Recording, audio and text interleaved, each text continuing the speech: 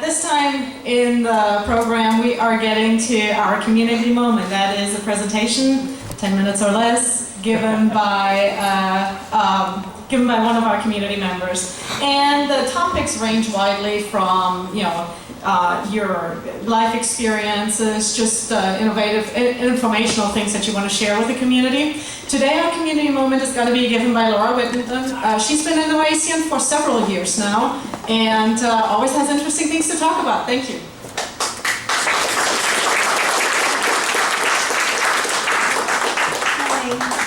Hi. Before I dive into my community moment, I wanted to say two things. One, I'm talking about voting today, and our main talk is about by Eric Anderson, is about our flawed U.S. healthcare system. And unlike other countries, we have even if we have the Affordable Care Act, we have a very expensive healthcare system. And the only way that will change is if legislators step in and put price caps on things like medications and medical supplies.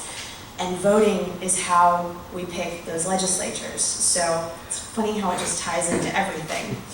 And I also wanted to mention that the only direct quotation I'm going to use comes from the podcast Adam Ruins Everything. And I really suggest this podcast. Adam Conway interviews experts in a variety of fields and debunks false ideas that pervade in American society. And this interview was with one of my favorite historians, Ed Ayers, who specializes in 19th century American history and is used to be the president of the University of Richmond. So yeah, I'll just go ahead and get started.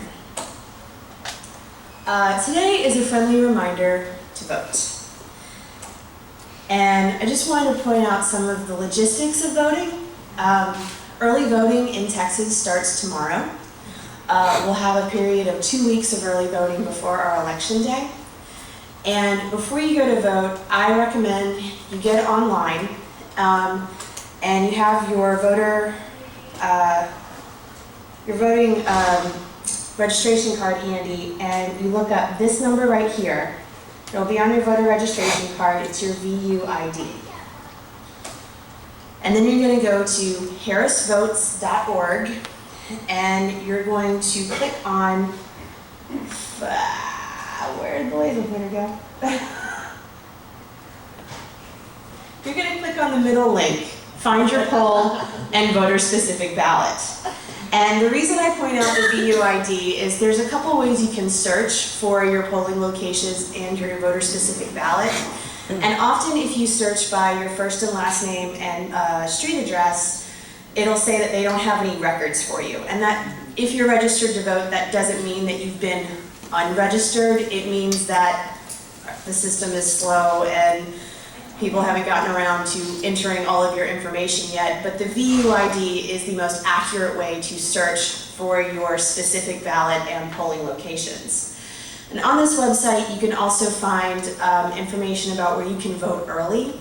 And I really prefer early voting because you can pick any day of the week to do it, I think except Sunday. You're not limited to one polling location like you are on election day. You can use any polling location within your county, and that just makes it easy to do if you're on your lunch break, if you're running errands, if you're doing something else and you see, hey, early voting location, I'm just going to pull in right here and vote really quickly. And you can vote really quickly because there's hardly ever a line when you go to vote early. So it's not the way it is on election day where you have to stand in line for a long time, you have to go to a very specific location, and it just takes a whole lot longer. You can do it on a Saturday. It's great. And as you know, Texas has a voter ID law that was recently found unconstitutional by a federal court, but there was a recent ruling that an interim court order allows Texas to require ID for this election. So even though they've been told, hey, you guys can't do this, we're still doing it. So I'll go over some ID that you can use. Now there have been changes To the last voter ID law, they've kind of opened up the forms of ID that you can use, so it's easier if you don't have a current driver's license with your photo on it. You can use a driver's license, handgun license, military photo ID, personal ID card, election identification certificate, and all of these must be current or have expired within the last 4 years. The new acceptable forms of ID do not contain a photograph, and that's your voting registration certificate, which is the sample I showed you on the first slide, a copy of an original bank statement, a copy of original government check or paycheck, a copy of an original utility bill, and a copy of original government document with your name and address. And if you go to the polls and you don't have any of these things on you, you can cast a provisional ballot, but within 6 days after casting that provisional ballot, you have to go to the voter registrar and provide one of these forms of identification to cure your ballot. So if you do show up without ID, I suggest you do it early voting instead of on election day, because then your provisional ballot will actually be counted. Okay. I love elections. I follow them the way that some people follow sports. One thing that I find so interesting about elections are once you get down and start reading the statistics about how America votes, it's actually very interesting. So I'll toss out a couple of interesting statistics. Our national election with the highest voter turnout was the 1860 election of Abraham Lincoln. 81.2% of eligible voters showed up to cast ballots. Our national election with the lowest voter turnout was the 1924 election of Calvin Coolidge. 48.9% of voters showed up. My theory on that is that in 1920, the amendment that granted women's suffrage had recently been ratified, and I think just a lot of women hadn't been in the habit of going to vote, and there were even a lot of women who thought that women's suffrage was something that shouldn't exist, that voting was a man's thing. So I think it took at least one election cycle for women to actually get in the habit of voting. That's just a theory though, I have no research to back that up. The 2012 voter turnout of for our voting age population was 54.5%. The older you are, the more likely you are to vote. The more education you have, formal education, the more likely you are to vote. During a midterm election, the party that holds the White House is 5 times more likely to lose seats in Congress instead of gaining seats. And this is based on the results of midterm elections going all the way back to 1910.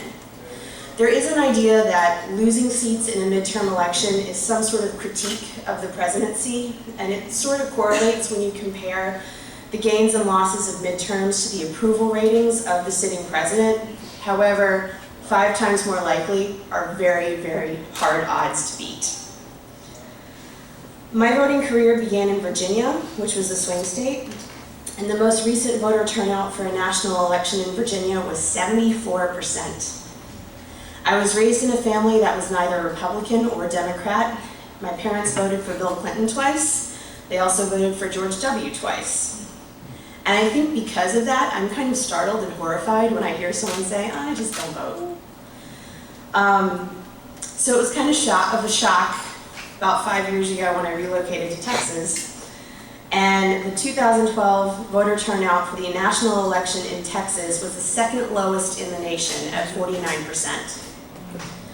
The 2014 voter turnout for our governor's election was 24.99%. And let me put that in perspective. Out of 100 people, 25 voted.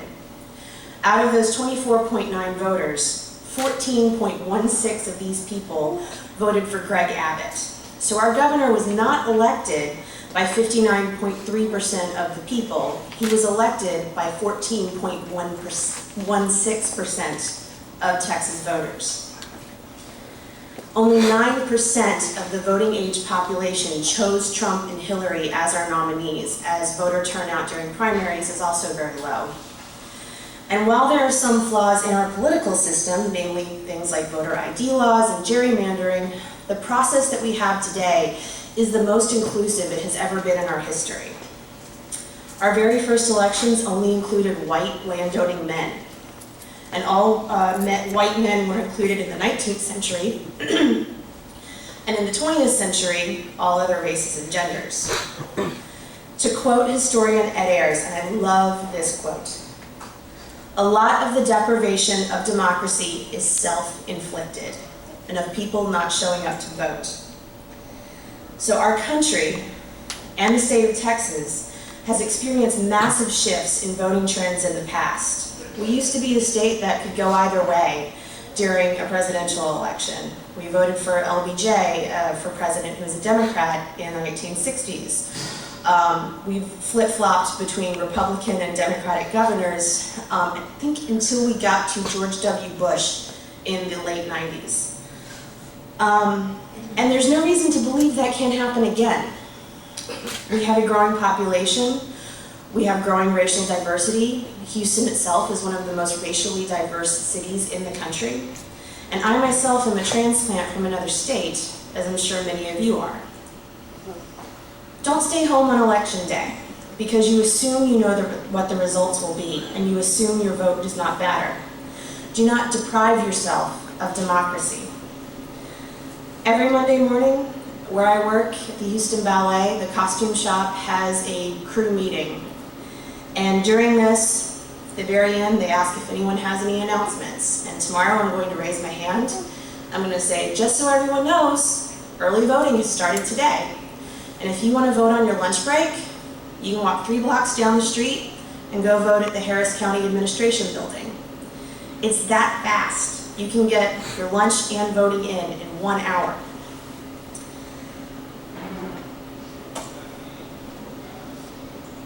So, be the annoying reminder to all of your friends and coworkers and family members. Loudly brag about how you voted early and how quick and easy it was. And take someone with you when you go, if you can.